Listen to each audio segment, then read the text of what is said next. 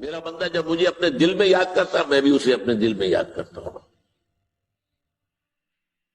جب میرا بندہ کسی محفل میں میرا ذکر کرتا ہے میں اس سے کہیں بہتر محفل میں اس کا ذکر کرتا ہوں. اللہ کی محفل تو ملائے اعلیٰ کی ہے، ملائکہ مقربین کی ہے. بہرحال اللہ کو تم اپنے دل میں مستحضر رکھو، اللہ تعالیٰ تمہیں بھی یاد رکھے گا. دوبارہ فرمایا احفظ اللہ تجدہ امامک تجاہک، اللہ کو یاد رکھو تو اپنے سامنے موجود پاؤ گے جب چاہو دعا کرو. تو احفظ اللہ تجدہ امامک یا تجاہک، اپنے سامنے موجود پاؤ گے. اذا سألت فاسأل اللہ، اب آ گیا وہ مرکزی مضمون. دیکھو جب مانگو اللہ سے مانگو، غیر اللہ کے سامنے ہاتھ دراز کرو ہی مت.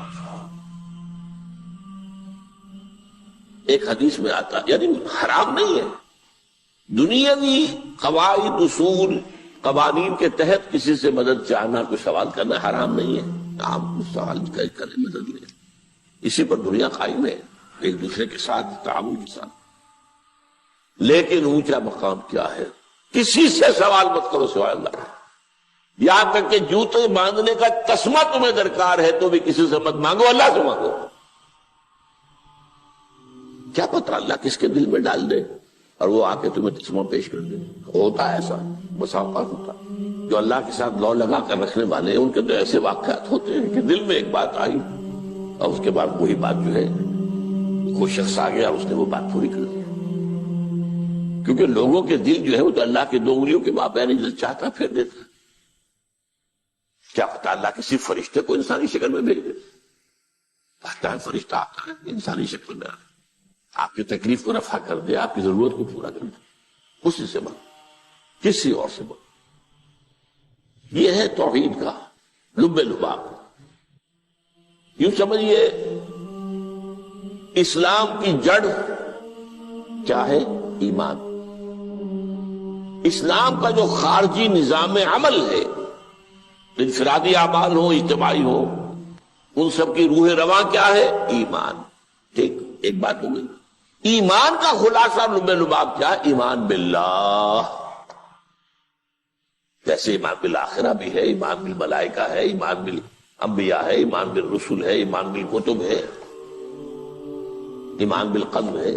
لیکن اصل ایمان، اسی لیے ایمان مجمل میں آپ کو معلوم ہے کسی اور چیز کا ذکر نہیں. آمنت باللہ کما ہوا باسمائہ وصفاتہ وقبلت جمیع احکامہ اقرار باللسان وتصدیق بالقلب. یہ ایمان مجمل ہے. اجمالی طور پر ایمان اس کا نام ہے. ہاں مفصل تفصیلی طور پر آمنت باللہ وملائکتہ وکتبہ ورسلہ والیوم الآخر والقدر خیرہ وشرہ من اللہ تعالی. تو اسلام کی جڑ ایمان، اور اسلام کا سارا جو نظام عمل ہے، چاہے انفرادی اعمال ہو چاہے اجتماعی، ان سب کی روح رواں ایمان. اور ایمان کا خلاصہ ایمان باللہ. اور ایمان باللہ کا اصل حاصل وہ ہے جو اس حدیث میں آ رہا. اس کے دو ہیں تقاضے: عبادت صرف اسی کی، استعانت صرف اسی سے. اس لیے میں نے سورہ فاتحہ کا تذکرہ شروع میں کیا. یہ عبادت کا جوہر ہے، عبادت کا جو ہے یہ ایمان کا حاصل. عبادت صرف اس کی اور استعانت صرف اس سے. استعانت ہی میں سوال بھی آ گیا، یہ بھی مدد ہے. آپ کسی سے کچھ مدد مالی چاہ رہے ہیں یا کوئی اور مدد چاہتے ہیں، کسی کام میں مدد چاہتے ہیں، جیسے میں نے کہا تھا کہیں سفارش کرانا چاہتے ہیں، یہ بھی مدد ہے. وَإِذَا اسْتَعَنْتَ فَاسْتَعِنْ بِاللَّهِ. اور جب مدد مانگو صرف اللہ سے مانگو. اور وہ سارے الفاظ یاد کر لیے: استدعاء، استعانت، استغاثہ. یہ جو غوث اعظم سے استغاثہ کیا جاتا ہے تو شرک ہے. استغاثہ اللہ سے، دعائی اللہ کی. اس اعتبار سے استمداد، استعانت، استدعاء، استغاثہ، یہ سب اللہ سے، صرف اللہ سے. عبادت صرف اللہ، ایاک نعبد، اور استعانت صرف اللہ سے. مانگو صرف اللہ سے، جب مدد طلب کرو صرف اللہ سے، اور جان لو اگر تمام لوگ جمع ہو کر تمہیں کوئی فائدہ پہنچاؤں گے نہیں پہنچا سکتے، الا بشیء قد کتب اللہ لک وان اجتمعوا علی ان یضروک بشیء لم یضروک الا بشیء قد کتب اللہ علیک، اگر سب مل کر چاہیں تمہیں کوئی نقصان پہنچا دے نہیں پہنچا سکتے مگر وہی کچھ جو اللہ نے تمہارے لیے لکھ دیا۔ اب بتائیے خوف کی جڑ کٹ جائے گی کہ نہیں؟ یہ جو ایمان جو ہے یہ خوف اور حزن دونوں سے نجات دلانے والی بات ہے۔ جو حقیقی مومن ہے وہ اللہ کا ولی ہے، حقیقی مومن وہ اللہ کا ولی ہے، اور الا ان اولیاء اللہ لا خوف علیہم ولا هم يحزنون، یہ اولیاء اللہ کو علیحدہ مخلوق نہیں ہے، کوئی ان کے سر پہ سینگ نہیں ہوتے، انسان ہی ہوتے ہیں، لیکن حقیقی معنی میں مومن ان اعتبارات سے جو آج ہم پڑھ رہے ہیں ایمان اس درجے کا پہنچ گیا تو اللہ کا ولی ہے۔ اور لوگ کے لیے خوف کس بات کا، کس سے خوف کروں، اس کے ہاتھ میں کچھ ہے ہی نہیں، اور اگر کچھ اللہ نے میرے لیے لکھ دیا وہ آ کر رہے گا، چاہے میں لاکھ گڑ گڑاؤں اور اس کے سامنے کہ مجھے چھوڑ دے، اگر اللہ نے لکھا وہ آیا وہ تو آئے، تو کاہے کو اس کے سامنے گڑ گڑانا، کاہے کو جبرسائی کرنا اس کے سامنے، اور کسی کے ہاتھ میں کچھ ہے ہی نہیں، میرا خیر ہے ہی نہیں، کاہے کو خوشامد کروں اس کی۔ اور سنیے رفعت الاقلام، دیکھو نوجوان قلمیں اٹھا لی گئی ہیں، وجفت الصحف، اور جو رجسٹر ہیں صحیفے ان کی سیاہی خشک ہو چکی ہے، یہ ہے وہ اللہ کا علم، اس میں ہر شے لکھ دی گئی، اس کی قلم اٹھا لیے گئے۔ جیسے آپ کو معلوم ہے امتحان ہوتا تھا، 3 گھنٹے ختم ہو گئے، اسٹاپ رائٹنگ، بس اب قلم رک جانا چاہیے۔ وہ قلم تو تقدیر کا کاتب جو ہے وہ قلم اس کا اب اٹھا لیا گیا، اور جو صحیفے جن پر لکھا گیا وہ خشک بھی ہو گئے۔ یہ تو روایت ہے جو امام ترمذی نے جس کو روایت کیا، یہ متن ان کا ہے جو ہم نے پڑھا ابھی، اور ان کا قول یہ ہے کہ یہ حدیث حسن صحیح ہے، لیکن یہی روایت اور انہی راوی سے عبداللہ ابن عباس سے رضی اللہ تعالیٰ عنہ اور بھی محدثین نے کی ہے، تو اس میں سے ایک اور متن جو ہے وہ یہاں پر امام نووی نے دے دیا ہے۔ احفظ اللہ تجدہ امامک، یہ تو پہلا وہ ٹکڑا تھا، وقت تو جاہک تھا، یہاں امامک ہے، امام مطلب ایک ہی ہے، اپنے سامنے پاؤں۔ اللہ کی حفاظت کرو، اللہ کو دل میں، اللہ کی یاد کو محفوظ رکھو، گویا کہ اللہ کو مستحضر رکھو۔ ذکر اللہ کے معنی کیا ہے؟ استحضار اللہ فی القلب، یہ ذکر اللہ ہے۔ جنہیں ہم ذکر سمجھ بیٹھے ہیں وہ ذکر کے ذریعے ہے۔ اقیم الصلاۃ لذکری، نماز قائم کرو میری یاد کے لیے، نماز ذریعہ ہے یاد کا۔ یہ علیحدہ بات ہے کہ آپ نے 17 رکعتیں بھی پڑھ لی ہو عشاء کی اور یاد آپ کو آئی ہی نہیں کوئی، آپ تو ایک میکینیکل انداز میں جو ہے وہ اٹھک بیٹھک کر رہے ہیں اور آپ کی زبان سے کچھ بھی نکل رہا ہے، تو اس کا آپ کے شعور سے، دل کی گہرائی سے کوئی رابطہ ہے ہی نہیں، وہ ذکر تو نہیں ہوا۔ ہاں نماز فرض تھی وہ ادا ہو گئی، اب کی فرض ادا ہو گئی۔ تو جنہیں ہم نے ذکر سمجھا وہ ذرائع ذکر ہے، اللہ اللہ سبحان اللہ زبان سے، یہ تاکہ اس کے نتیجے میں وہ ذکر حاصل ہو جائے۔ استحضار اللہ فی القلب، ذکر کے معنی ہے استحضار اللہ فی القلب۔ تعرف الی اللہ فی الرخاء، اور دیکھو کشادگی کے وقت میں تم اللہ کو یاد رکھو، اللہ کی طرف رجوع کیے رہو، بھول نہ جاؤ۔ وہ نہ ہو جو کبھی کہا تھا، بہادر شاہ ظفر کے اشعار میں سے بہت دور کا شعر ہے، ظفر آدمی اس کو نہ جانیے چاہے کتنا ہی ہو فام و ذکا، جسے عیش میں یاد خدا نہ رہی، جسے تیش میں خوف خدا نہ رہا۔ وہ ہے کشادگی کی حالت میں، جبکہ تمہارے لیے کشادگی ہے، اللہ کی طرف رجوع کیے رکھو۔ یعرف کا فی الشدہ، تو اللہ اپنی توجہ تم پر رکھے گا شدت کے وقت میں، جب تمہیں کوئی تکلیف ہے، اس تکلیف کو تم پر آسان کر دے گا۔ تکلیف تو آنی ہے، جو لکھی ہوئی ہے وہ تو آئے گی، لیکن یہ کہ اللہ تعالیٰ اس کی شدت کو، ایک ہی چیز ہے جس کو ایک انسان بہت شدت کے ساتھ محسوس کر رہا ہے، دوسرا آدمی اتنا نہیں محسوس کر رہا ہے، احساس کا معاملہ ہوگا نا۔ وہ تو اصل میں اگر انسان کی نرز کٹی ہوئی ہے تو احساس ہوگا ہی نہیں، سرے سے ہی نہیں ہوگا۔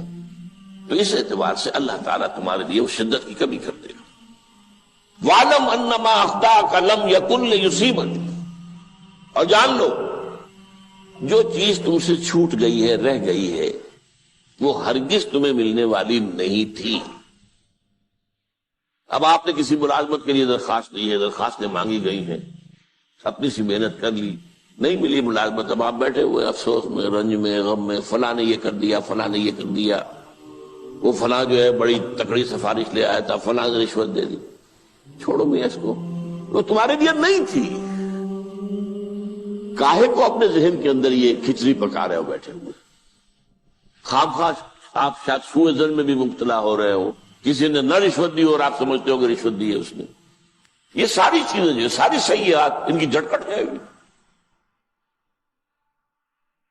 وَعْلَمْ أَنَّمَا أَخْطَأَكَ لَمْ يَكُنْ لِيُصِيبَكَ وَمَا أَصَابَكَ، اور جو چیز تم پر آ گئی، لَمْ يَكُنْ لِيُخْطِئَكَ، ہو ہی نہیں سکتا تھا کہ وہ تم پر نہ آ۔ یہ کر لیتا تو ہو جاتا، شاید یہ کر لیتا، میں نے ٹیکا پہلے لگوا دیا ہوتا تو یہ بات نہ ہوتی۔ بھائی وہ جو ہونا تھا وہ ہونا تھا۔ اب یہ وہ چیز ہے جس سے انسان میں کیفیت پیدا ہوتی، تسلیم و رضا۔ ہم بھی تسلیم کی خو ڈالیں گے، بے نیازی تیری عادت ہی صحیح، اے اللہ جو تو نے چاہا مجھے قبول ہے۔ اسی لیے میں نے آپ کو آیتیں سنائی سورۃ تغابن کی، ما اصاب من مصیبت الا باذن اللہ، کوئی مصیبت نہیں آتی مگر اللہ کے اذن سے۔ وَمَن یؤمن باللہ یہد قلبہ، جو اللہ پر ایمان رکھتا ہو اللہ اس کے دل کو ہدایت دے دیتا ہے۔ ہدایت کس بات کی؟ تسلیم و رضا۔ سر دوستاں سلامت کہ تو خنجر آزمائی، نہ شبد نصیب دشمن کے شبد ہلاکت تیغت۔ اے اللہ تیری طرف سے ہے، مجھے قبول ہے، اور بظاہر مجھے تکلیف ہو رہی ہے لیکن یقیناً اس میں میرا کوئی خیر ہے۔ بیدک الخیر، تیرے ہاتھ میں تو خیر ہی خیر ہے، جو بھی تیری طرف سے آئے۔ سر تسلیم خم ہے جو مزاج یاد ہے۔ اور یہ مضمون جو ہے زیادہ بڑے پیمانے پر سورہ حدید میں آیا ہے۔